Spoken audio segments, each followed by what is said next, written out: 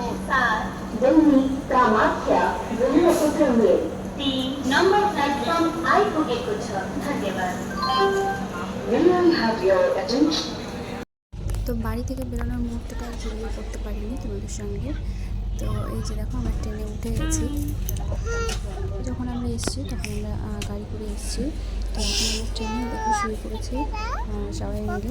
রাত্রিবেলা একটু বাদেই চলে এসছে আমাদের খাবার। তো এই যে দেখো আমরা সবাই বসে আছি, চলে এসছে। তো এটা ছিল আমাদের এক থালি। তো এই যে সবাই মিলে খাওয়া দাওয়া করছি। আর আমার চোখের ওইখানে ধূপকাঠির ছ্যাঁকা লেগেছে, তো সেইটার ক্রিম দিয়ে রেখেছি মলম।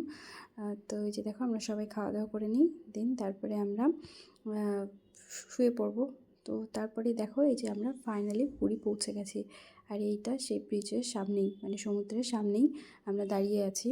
তো এখান থেকেই তোমার দাদাভাইরা মানে হোটেল ঠিক করছে। আর একজন যে আছে তোমার দাদাভাইয়ের কলিগ কৌশিকদা, তো ওরা দুজনে মিলেই হোটেল ঠিক করতে গেছে। আর মানে ঠিক ছিলই, তো একটু মানে দেখতে গেছে কীরকম কী।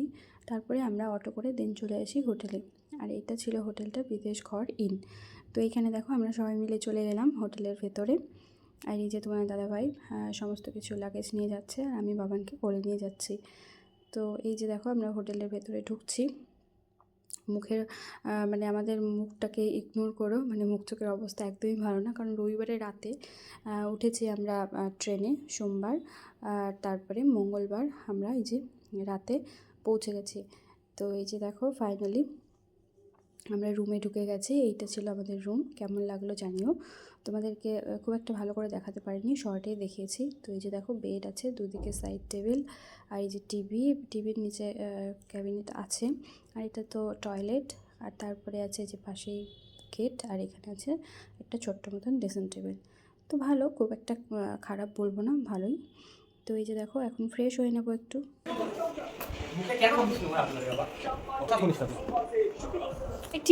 ওই যে দেখো সকালবেলা উঠে এখন একটু ফ্রেশ হয়ে নিয়েছি, মানে স্নান টান করে নিয়েছি। এই যে দেখো বাবান শুয়ে থেকে মুড়ি খাচ্ছে।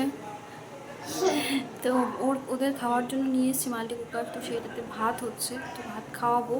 আর দেন তারপরে আমরা পুজো দিতে যাব। মানে বাচ্চাগুলো না খেয়ে আছে, মানে সেই জন্যই চিন্তা। তো চলো পরে আবার আসছি। আমরা তো মন্দিরে পৌঁছে গেছি, আর মন্দিরে পুজো দিয়ে নিয়েছে, জগন্নাথ দেবকে দর্শনও করে নিয়েছে। অনেক দিনের ইচ্ছেটা পূরণ হবে তোমার দাদাভাইয়ের জন্য।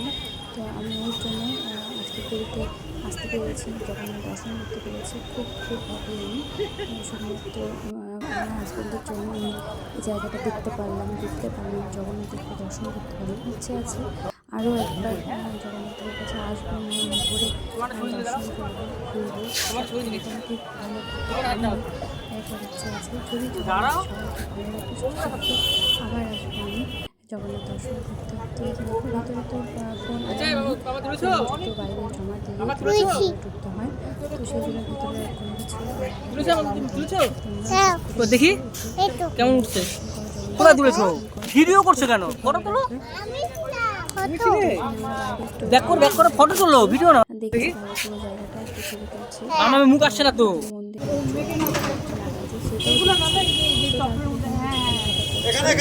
আর দেন যেটা রাত্রিবেলার, তো রাত্রিবেলা ভীষণ সুন্দর। সবাই মানে কেনাকাটা করতে আসছে বাজারটা, মানে আমরা এইখানেই যেহেতু আছি সেই সুন্দর লাগছে দেখতে। আমি ব্যালকনিতে দাঁড়িয়ে আছি বাবানকে নিয়ে, তো এখানে সবাই কেনাকাটা করছে, প্রচুর লোকের ভিড়, ভীষণ সুন্দর লাগছে, ভীষণ। সত্যি যদি এখানে আমার জন্ম হতো, আমার বাড়ি হতো, কতই না ভালো হতো। তো এই যে দেখো আমি বাবানকে নিয়ে এখানে দাঁড়িয়ে থেকে দেখছি। তারপরে একটু বাদে যাব সমুদ্রে তো দেখাই হয়নি। তো চলো সমুদ্রে যাই। এই দেখো সেই সুন্দর দৃশ্যটা, এত ভালো লাগছে, মনে হচ্ছে যেন এখানে থাকলে সারা রাত কাটে যাবে। সেই লাগছে।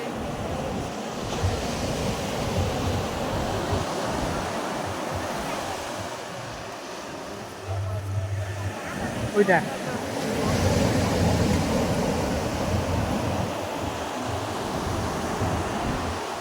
দেখো দূর থেকে আসতেছে, ওইদিকে দেখো,